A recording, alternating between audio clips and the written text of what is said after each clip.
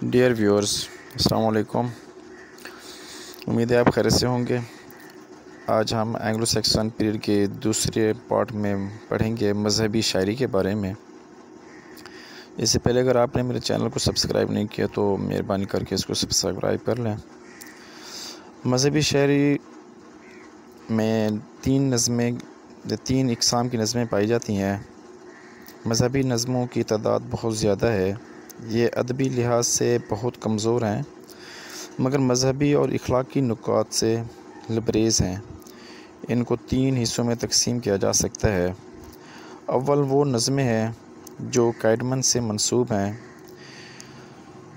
Northumbria میں ایسٹرونوشیل کے خانقاہ میں ایک آدمی رہتا تھا جو بڑا نیک بخت تھا مگر اسے موسیقی کی مجالس سے نفرت تھی۔ ایک رات اس نے خواب میں حضرت عیسیٰ علیہ السلام کو دیکھا جنہوں نے فرمایا، گاؤ کیڈمن، کچھ گیت میرے لیے گاؤ۔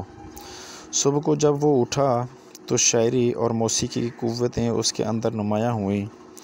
پادریوں نے اس کا امتحان یوں لیا کہ مقدس انجیل کے کچھ حصے اسے ترجمہ کر کے سنائے اور اس نے ان کو نظم بنا دیا۔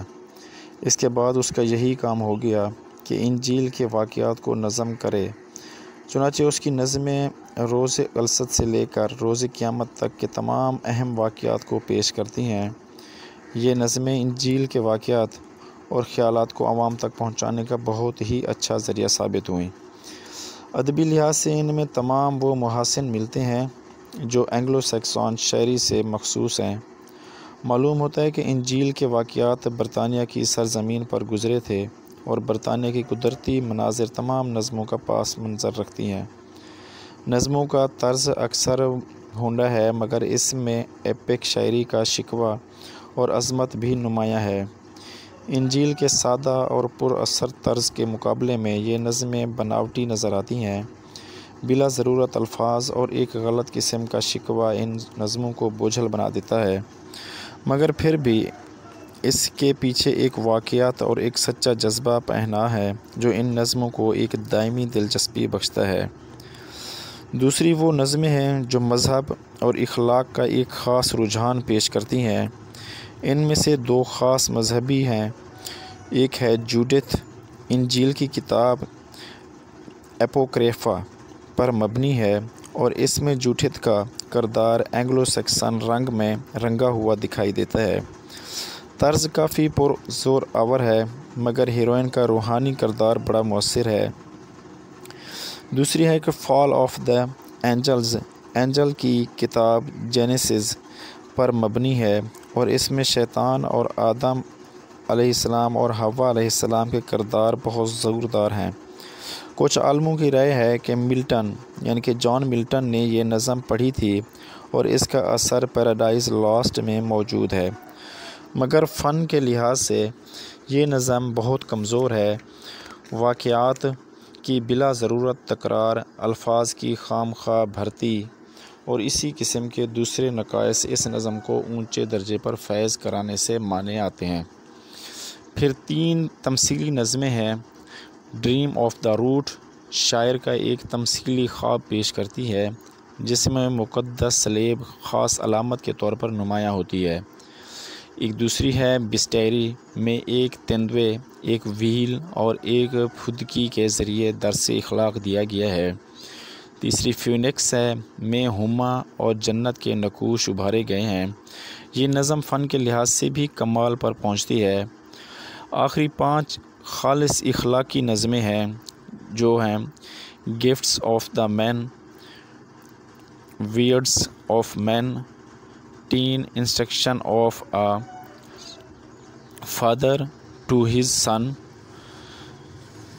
Solomon and Saturn, dialogues between, discovery of the soul to its body.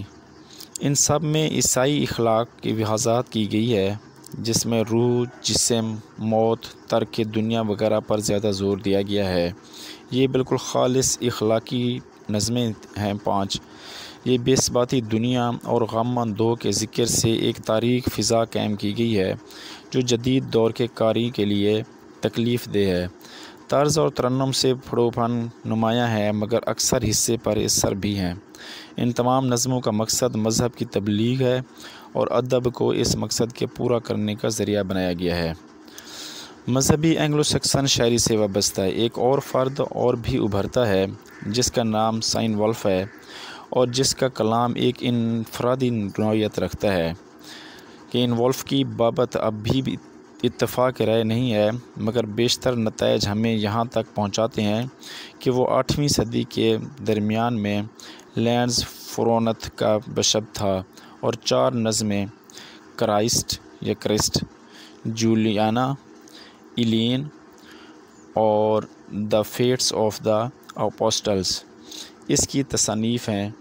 4 اور نظمیں جو عیسائی اولیاء کی زندگی کے حالات پر ہیں کہ ان ولف کے ساتھ بہت شکوک کے ساتھ منسوب کی جاتی ہیں اور بیشتر آراء کی روح سے یہ سب الگ الگ لوگوں کی تصنیف ہیں۔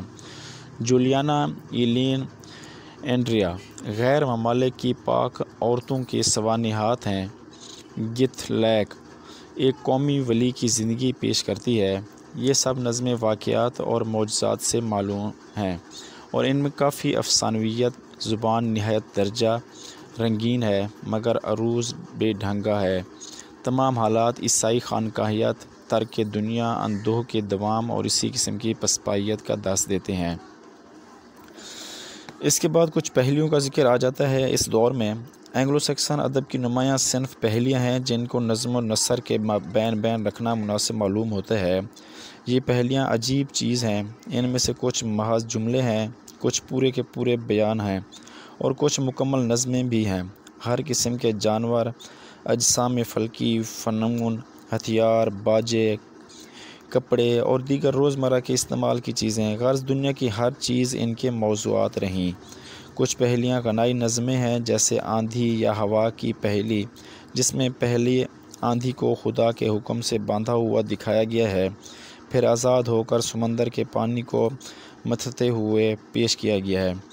یہ نظم جدید قارئین کے ذہن میں شیلے کی اوڈ ٹو دا ویسٹ ونڈ کی یاد دلاتی ہے۔